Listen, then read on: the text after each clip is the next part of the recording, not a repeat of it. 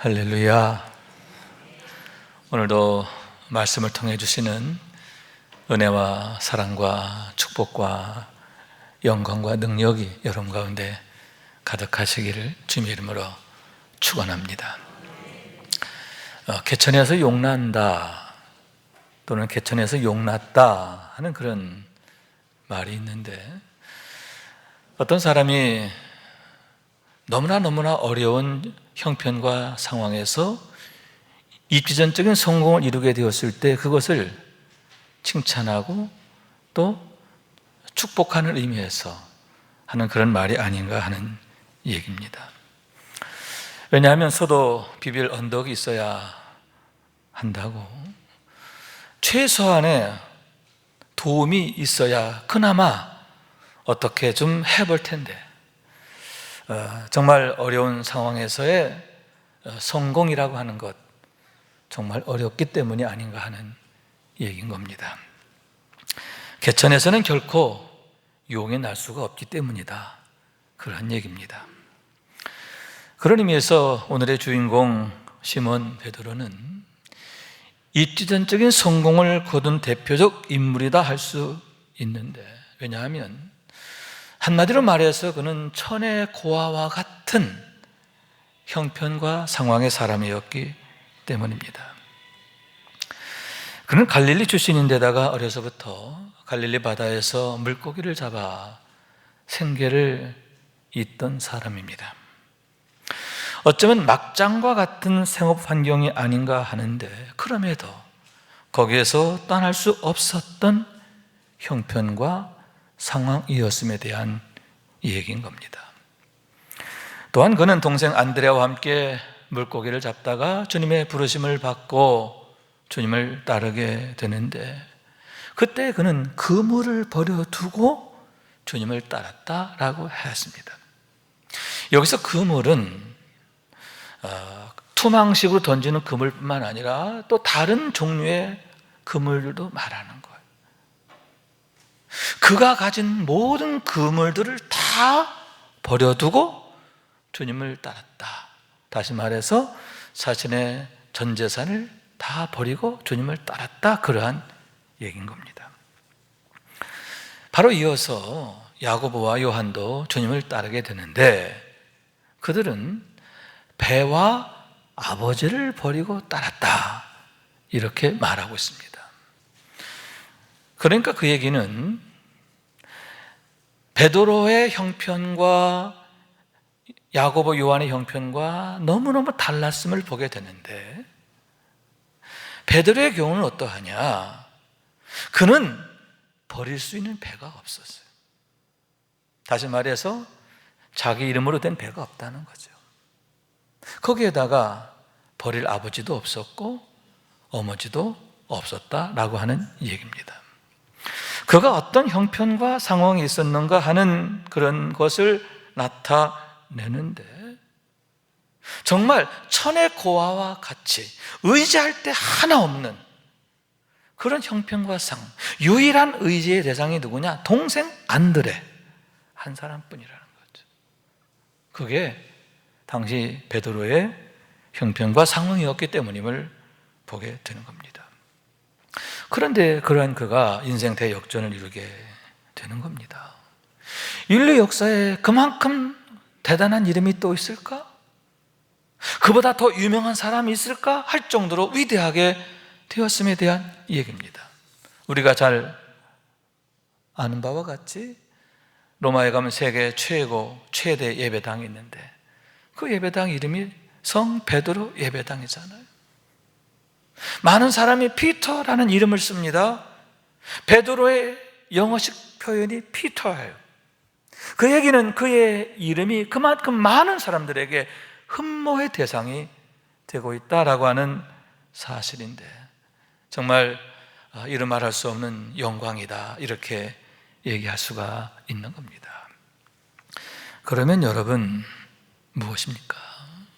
어떻게 해서 그처럼 가장 보잘것없던 인생이 엄청난 인생의 주인공으로 바뀌게 되었는가 하는 얘기인데, 그것은 우리 주님으로부터 내가 복이 있다 하는 말씀을 들었고, 아멘, 그로 인해서 복 있는 자의 삶을 살게 되었기 때문임을 믿으시기 바랍니다. 다시 말해서 너희는 나를 누구라 하느냐 하시는 주님의 질문에 대해서 주는 그리스도시요 살아계신 하나님의 아들이시니이다 고백하게 되었는데, 이에 주님께서는 바요나 시몬아 내가 복이 있다, 축복하십니다. 그러므로 해서 그가 복이 있는 자의 삶을 능력으로 살게 되었기 때문이다, 그러한 말씀인 거예요. 여기서 복이라고 하는 단어는 헬라어로 마카리우스인데, 하나님 나라에 참여하게 됨을 통해서 경험하게 되는 희락을 의미합니다. 이 세상이 주는 복, 이 세상에서 우리가 찾는 복, 그거하고는 차원이 다른 거예요. 다시 말해서 영에 속한 자, 하늘에 속한 자, 하나님의 생명 안에, 사랑 안에 거하는 자만이 누리게 되는 능력과 영광과 축복을 말하는데, 한마디로 말해서 성도의 영화다, 그런 얘기죠. 성령께서 우리 안에 계시면서 실시간으로 나타내시는 영광, 우리를 통해 일하시는 하나님의 역사, 그게 바로 복 있는 자의 삶이다, 그런 얘기인 거예요.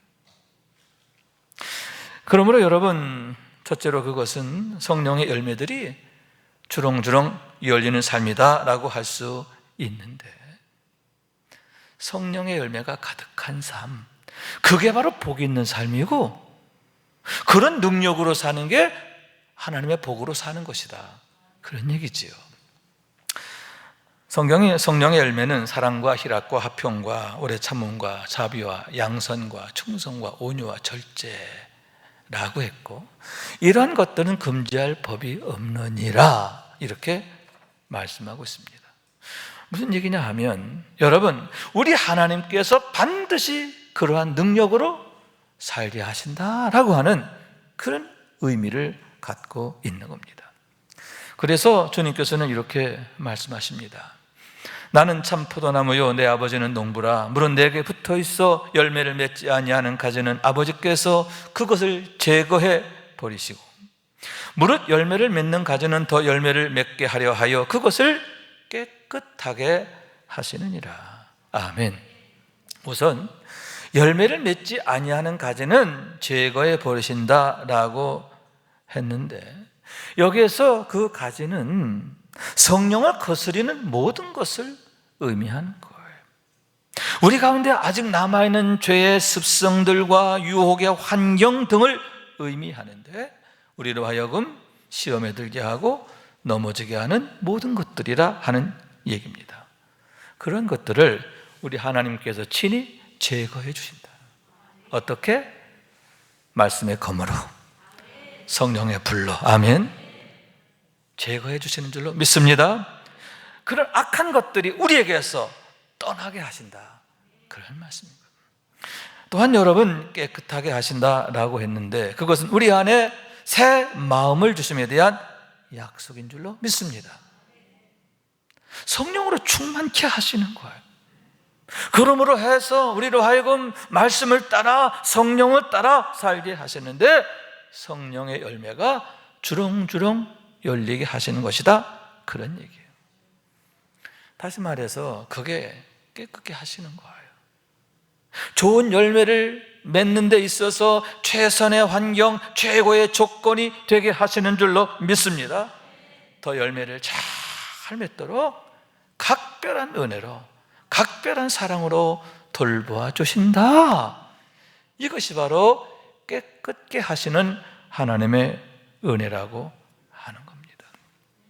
그러므로 여러분, 그것은 우리 하나님의 마음이 어디에 있는가 하는 것을 나타내심인데, 그러므로 여호와께서 그의 사랑하시는 자에게는 잠을 주시는도다.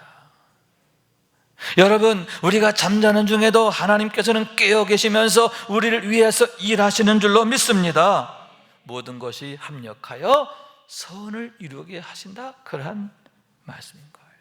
여러분, 이와 같은 우리 하나님의 마음 알기 원하는데요, 우리 가운데는 악한 것들을 제거해 버리시고 우리로 하여금 더 좋은 열매를 맺도록 깨끗게 하시는 하나님, 늘 우리로 하여금 성령 충만하게 하시고 성령의 열매가 주렁주렁 열리게 하시고, 그러므로 인해 하나님 나라의 영광과 축복으로 살게 하시는 하나님, 여러분, 이것이 바로 하나님이 주시는 복이에요.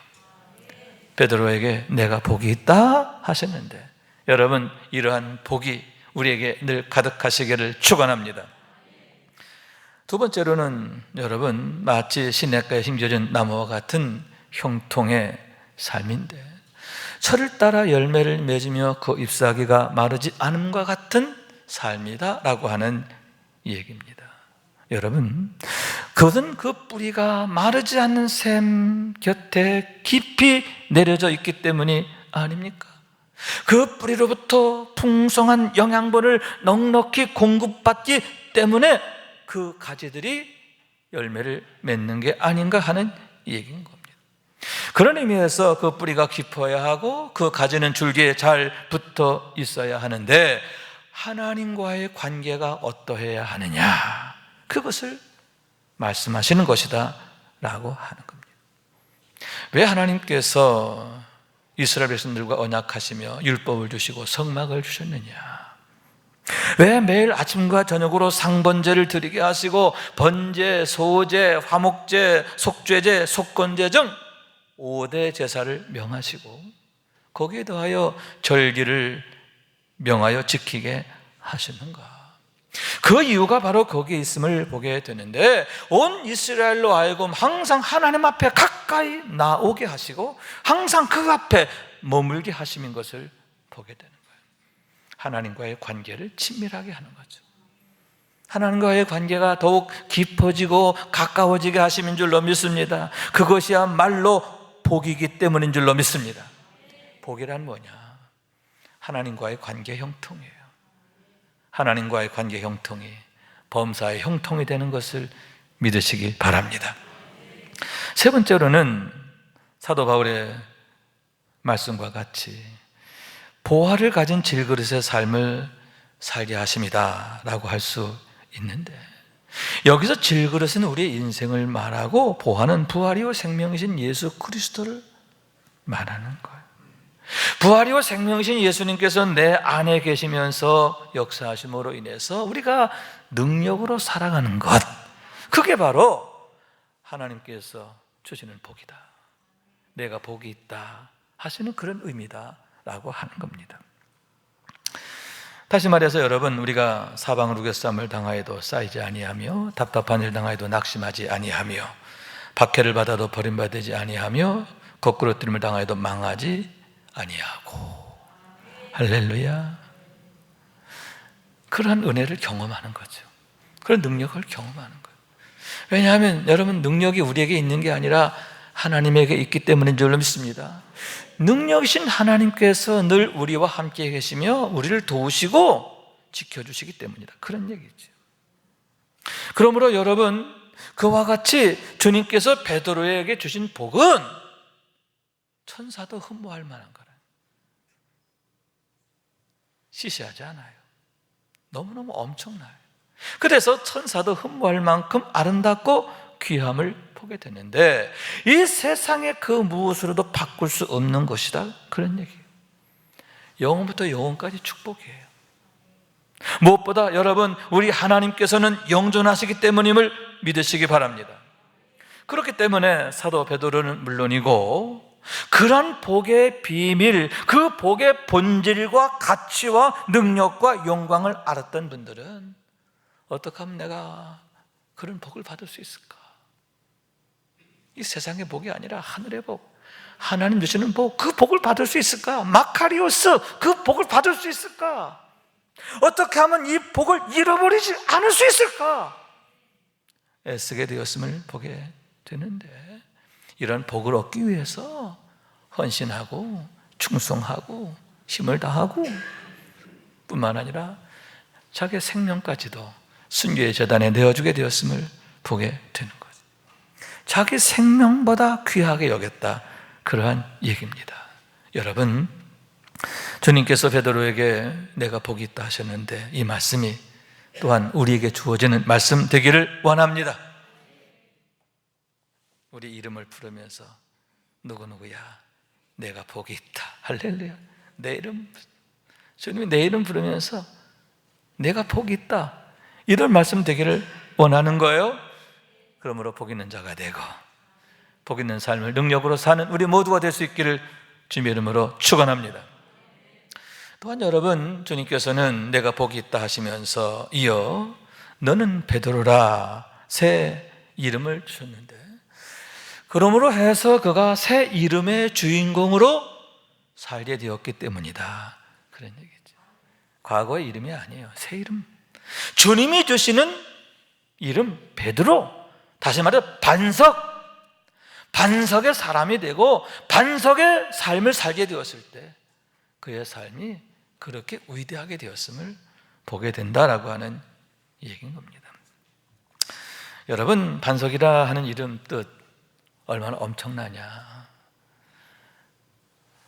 하나님을 일컬을 때 쓰여졌던 단어가 반석이에요. 그래서 다윗은 이렇게 노래합니다. 여호와는 나의 반석이시요. 하나님은 어떤 분이냐? 반석이시라는 거예요. 그런데 그 영광스러운 이름, 그 고귀한 이름이 시몬에게 주어지는 거예요. 시몬아, 너는 이제 하나님이 반석이신 같이 너는 반석이 되는 거야. 반석의 삶을 살 거야. 할렐루야. 여러분, 그 반석의 의미는 무엇입니까? 그 무엇으로도 깨트릴 수 없는 강한 능력을 의미하는 게 아닙니까? 그래서 잠언 기자가 말하길 이김은 여호와께 있느니라 했어요. 사도 바울은 사망이 이김에 삼킨 바 되리라고 기록된 말씀이 응하리라 했습니다. 여러분, 우리 예수님의 이름이 뭐죠? 이김이시잖아요. 예수님의 별명이 이김이에요. 부활이요 생명이신 예수 그리스도께서 모든 것에 대하여 이김이 되시기 때문인 줄로 믿습니다. 그런데 그런 이름이 시몬에게 주어졌다는 거죠. 그래서 사도 요한은 무릇 하나님께로부터 난 자마다 세상을 이기느니라, 세상을 이기는 승리는 이것이니 우리의 믿음이니라, 이렇게 말씀하고 있는 거예요. 우리가 내 실력으로 세상을 이기는 게 아니라는 거죠. 믿음으로 이긴다. 왜? 우리가 주를 고백하는 삶을 살 때에 이김이 되시는 하나님이, 이김이 되시는 주님이 나와 함께 하셔서 나를 도우시고 지켜주시기 때문이라는 거예요. 왜 주님께서 베드로의 믿음을 보시고 그에게 반석이라는 이름을 주셨느냐? 왜 제자들에게서 믿음을 찾으셨고 베드로의 믿음을 보셨을 때는 그렇게 기뻐하셨느냐? 그 이유가 바로 거기에 있다라고 하는 겁니다. 그렇기 때문에 여러분, 더욱 장성한 믿음을 위해서 늘 우리가 구하고 찾아야 하는데 성령 안에서 깨어 있어야 한다, 그런 얘기죠. 믿음에 대한 욕심을 가져야 돼요. 믿음을 사모해야 돼요. 믿음을 구해야 한다라고 하는 겁니다. 그래서 주님께서는 겟세마네 동산에서 기도하실 때 특히 베드로에게 강력히 명하셨는데, 내 마음이 매우 고민하여 죽게 되었으니 너는 여기 머물러 나와 함께 깨어 있으라 하시고, 깨어 있으라는 말은 깨어 있어 기도하라는 말씀이죠. 깨어 있어 기도하라는 거예요. 무엇을 기도하라는 거예요? 믿음이 떨어지지 않도록 기도하라. 믿음이 흔들리지 않도록 기도하라. 주께서 더욱 믿음으로 붙잡아 주시기 위해서 기도하라. 믿음 주시기 위해서 기도하라는 거죠. 왜냐하면 믿음이 없이는 시험을 이겨낼 수가 없는 겁니다. 내가 진실로 내게 이르노니 오늘 밤 닭 울기 전에 내가 3번 나를 부인하리라. 강력한 시험의 올무가 앞에서 기다리고 있는 거예요. 주님이 그것을 아시고 그와 같은 큰 시험이 내 앞에 있으니 너는 지금 더욱 기도해야 돼. 평소보다 더욱 깨어서 기도해야 돼. 이렇게 강력히 말씀하셨음을 보게 되는 겁니다. 그러나 베드로는 그 말씀을 가벼이 여겼는데, 그러므로 해서 깨어있을 그때에 잠들어 있었음을 보게 되는 겁니다. 제자들에게 오사 그가 자는 것을 보시고 깨어 기도할 시간에, 깨어 기도할 때에 그는 잠들어 있었다라고 하는 겁니다. 여러분, 그렇게 되니까 어떻게 되느냐? 멀찍이 예수를 따르니라. 예수님께서 잡혀가시게 되었을 때에 멀찍이 서서 주님을 따르는 그런 모습으로 전락하는 거예요. 주님과의 거리가 멀어지는 겁니다. 주님과의 거리가 멀찍이가 되었다, 그런 얘기입니다. 결국 어떻게 되느냐? 주님을 배반하잖아요. 주님을 부른다고 3번씩이나 부인하고 저주까지 하면서 부인하게 되는데 슬피 울며 통곡하는 그런 신세로 전락하게 되었음을 보게 되는 겁니다. 그러한 문제의 소지를 주님이 아셨던 거죠. 그래서 여기 머물러 나와 함께 깨어있으라 엄히 당부하셨는데 그 말씀을 가벼이 여김으로 해서 하는 사이에 속절없이 무너지게 되었고 그처럼 슬피 울며 통곡하는 신세로 전락하게 되었음을 보게 되는 겁니다. 저는 그러한 베드로의 상황을 보면서 지금의 우리의 문제를 생각하게 되는데, 왜냐하면 지금이야말로 여기에 머물러 있어 나와 함께 깨어있으라 하시는 주님의 말씀을 정말 무겁게 들어야 할 때이기 때문입니다. 지금의 우리의 상황들이 주님을 멀찍이 따르고 있는 그런 형국이기 때문이에요. 이미 우리가 그렇게 돼 있다는 거예요. 여러분, 지금 코로나19 이후에 우리 상황이 어떻습니까? 말씀에서 멀찍이 있는 모습, 예배 자리에서 멀찍이 되어 있는 모습, 기도하는 자리에서 멀찍이 되어 있는 그런 모습이 아닙니까? 결국 이러한 우리의 흐트러진 믿음이 가져올 결과 뻔하지요.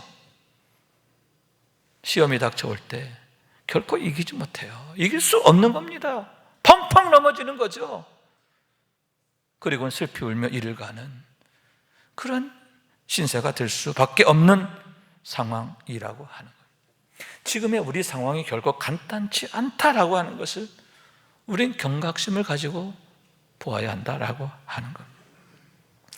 그러므로 여러분, 베드로처럼 자면 안 되는 겁니다. 베드로가 자는 그 시간에도요, 우리 주님께서는 깨어 계시며 기도하셨어요.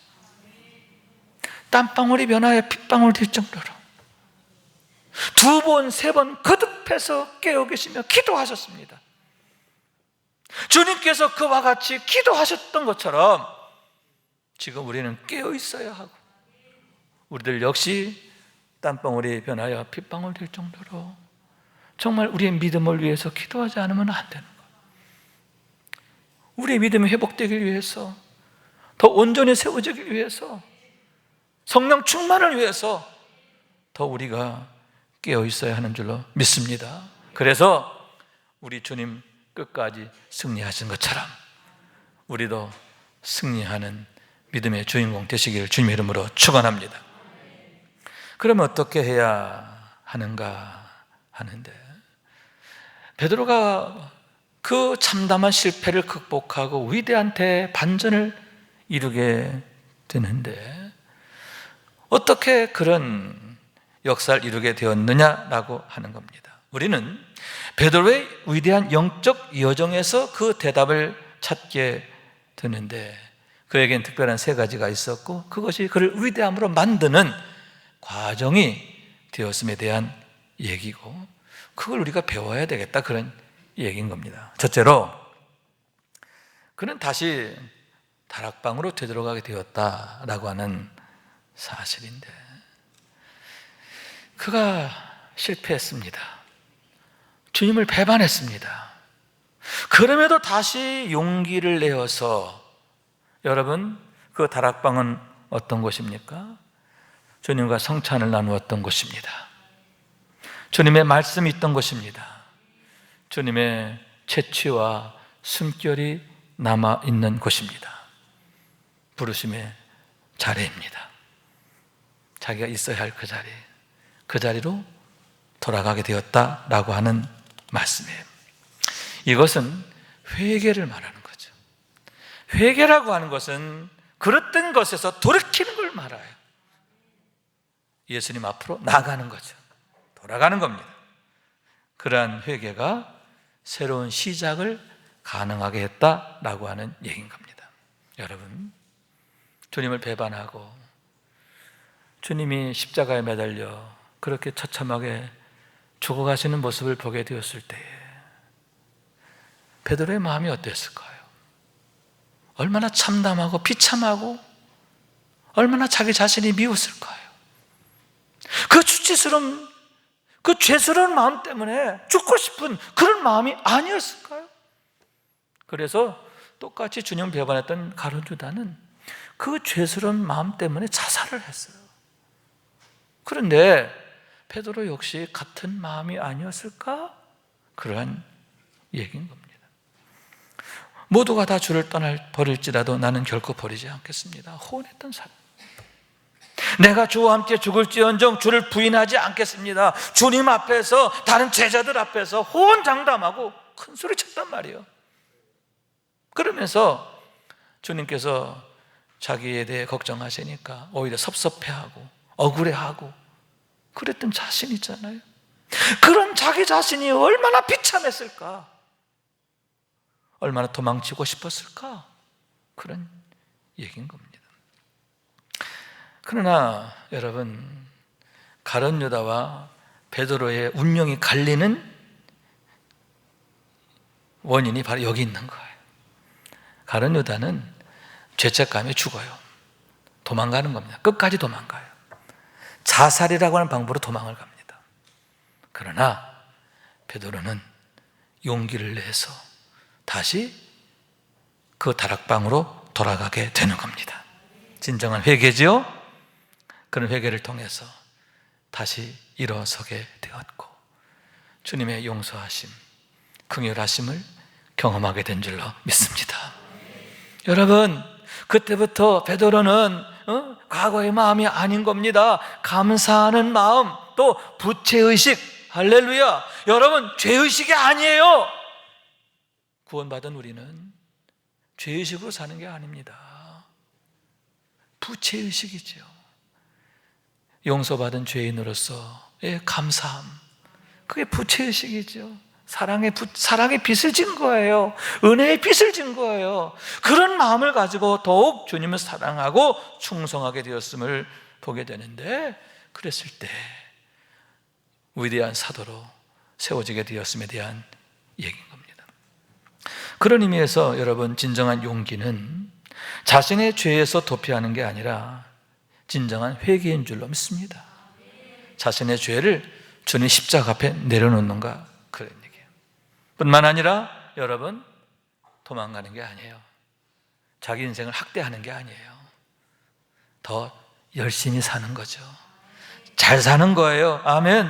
부르심의 자리에서 더욱 충성을 다하는 줄로 믿습니다. 왜냐하면 우리 하나님의 마음이 바로 거기 있기 때문인데, 하나님이 진정으로 원하는 게 뭐냐? 회개라는 거예요. 우리가 다시 죄를 뉘우치고 당신께 돌아오는 걸 우리 하나님이 진정 원하시기 때문이다 라고 하는 거예요. 여러분, 그와 같은 우리 하나님의 마음을 바로 알기를 원합니다. 그래서 우리 주님의 마음 두 번 못지라는 게 아니고 주님의 가슴에 박은 그 못 빼드리는 자가 돼야지. 주님의 그 상처받은 마음을 위로해드리고 눈물을 씻어드리고 주님의 마음을 다시 기쁘시게 하는 우리 모두가 될 수 있기를 주님의 이름으로 축원합니다. 두 번째로는 여러분, 거룩함에 대한 열심과 욕심인데, 그게 베드로의 또 하나의 특징이다, 장점이다, 이렇게 말할 수 있는 겁니다. 요한복음 21장에 보면 예수님께서 갈릴리 호수가로 베드로와 그의 동료들을 찾아오심에 대한 얘기가 있습니다. 물고기를 잡을 때에 해변에 계신 주님을 그가 알아요. 예수님이 오신 걸 압니다. 그때 베드로는 어떻게 합니까? 바다에 뛰어들어 헤엄쳐 주님 앞에 가는 거죠. 노를 저어서 주님 앞으로 가는 거 성이 차지 않는 거예요.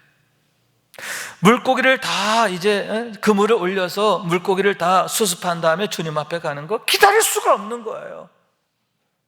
주님 앞에 조금이라도 더 빨리 나가고 싶은 그런 마음, 주님을 더 가까이 만나고 싶은 마음, 주님의 면전에서 내가 1번이 되고 싶은 마음, 이 거룩한 욕심이죠. 여러분, 세상적 욕심이 아닙니다. 높아지려고 하는 욕심, 더 많이 가지려는 욕심, 그거 아닙니다. 거룩한 욕심, 하나님 앞에서의 욕심이지요.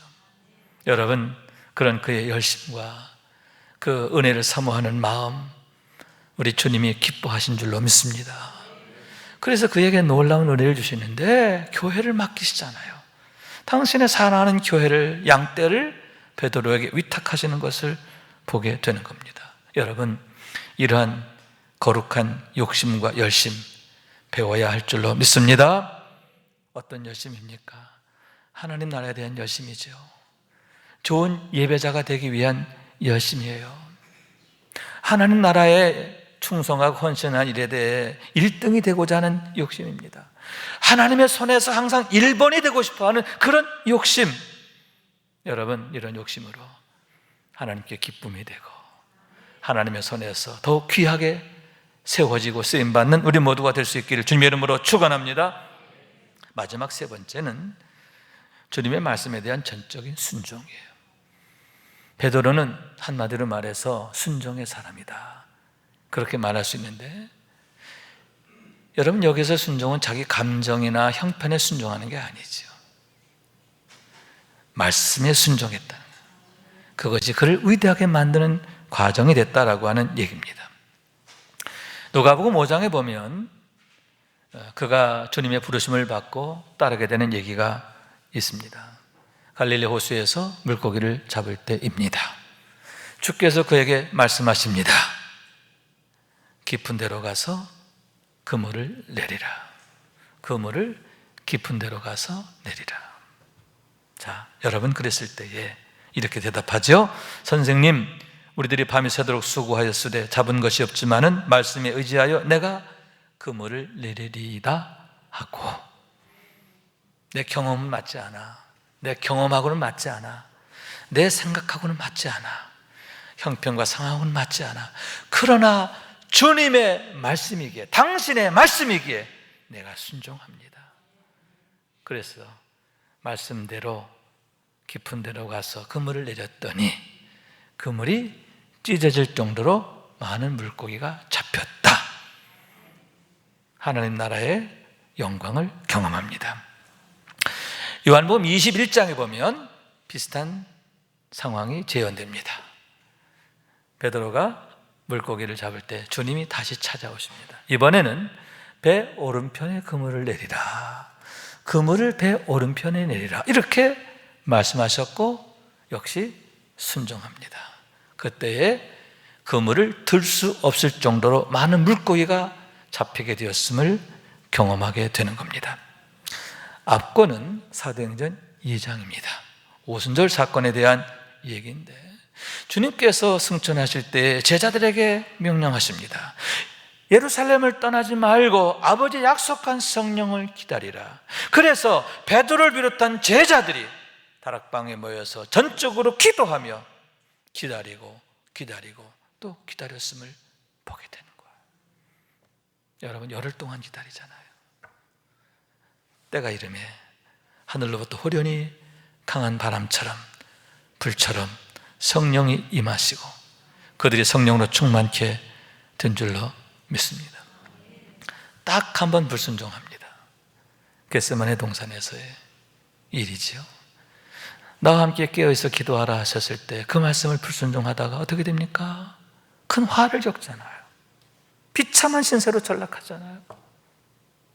여러분, 그것을 거울 삼아서인지 몰라도 그 이후에는 단 한 번도 주님의 말씀에 불순종하지 않고 아멘, 아멘, 아멘,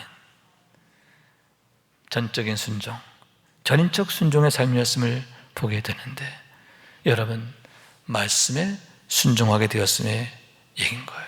그런 위대한 순종이, 그런 그의 전적인 순종, 전인적 순종이 그를 위대하게 만드는 가장 중요한 요인이 되었음에 대한 얘기인 겁니다. 왜냐하면 여러분, 주님은 말씀으로 천지 만물을 창조하신 분이에요. 우리 주님은 창조주 하나님이시란 말이에요. 그렇기 때문에 바다야 잔잔하라 명하셨을 때 바다가 잔잔케 되고, 아멘, 나가라 하시는 그 한마디에 그 흉악한 귀신들이 크게 소리를 지르며 떠나게 되는 거예요. 마귀가 굴복하잖아요. 소녀 일어나라 달리다고 말씀하셨을 때 죽었던 소녀가 다시 살게 된 줄로 믿습니다. 심지어는 나사로의 경우 죽은 지 나흘이나 되어서 썩어 냄새가 나는 상황이었습니다. 나사로야 나오라 하시는 그 말씀 한마디에 그가 무덤에서 걸어 나오게 되었다라고 하는 거죠. 그와 같이 우리 주님의 말씀은 창조의 능력이시며 능력 행함의 능력이시기 때문인 줄로 믿습니다. 여러분, 베드로가 바로 그 비밀을 알게 된 줄로 믿습니다. 다시 말해서 주는 그리스도시요 살아계신 하나님의 아들이십니다 믿음으로 고백하게 되었는데, 그런 믿음이 있었기 때문에 순종한 거예요. 그런 믿음이 전인적 순종, 전적 순종의 삶이 되게 했고, 그것이 그를 위대한 하나님의 사람으로 세우게 되었음에 대한 얘기인 겁니다. 여러분, 우리가 이런 믿음으로 세워져야 돼요. 그러므로 베드로처럼 순종하는 자가 되기를 원합니다.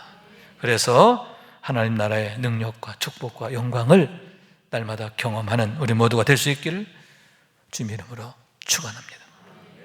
사진 한 장을 보여드리겠습니다. 지난 금요일 날 지면에 실렸던 사진인데, 아프가니스탄에 있는 현지인 특별 기여자들을 구출하기 위해서 다시 카불로 들어간 우리나라 외교관이에요. 정확하게 말해서 주 아프가니스탄 한국 대사관 공사 참새관은 김일응 씨라고 하는 분이에요. 저 안경 쓰신 분이 우리나라 외교관 김일응 씨. 현지인 직원을 카불 공항에서 만나가지고 너무 반가워서 꽉 끌어안고 기뻐하는 그러한 모습이에요. 여러분, 저 현지인 직원, 뒤통수만 보이는 저분 있잖아요. 얼마나 고맙고 얼마나 정말 감사했을까요? 얼마나 반가웠을까요? 왜냐하면 내가 금방 다시 오겠습니다, 와서 당신들을 구출하겠습니다 하고 갔거든요. 그 외교관이 한국으로 갔다 다시 외국 카불을 떠났다 다시 온 거예요. 여러분, 올지 안 올지 모르잖아요. 안 오면 어떻게 됩니까?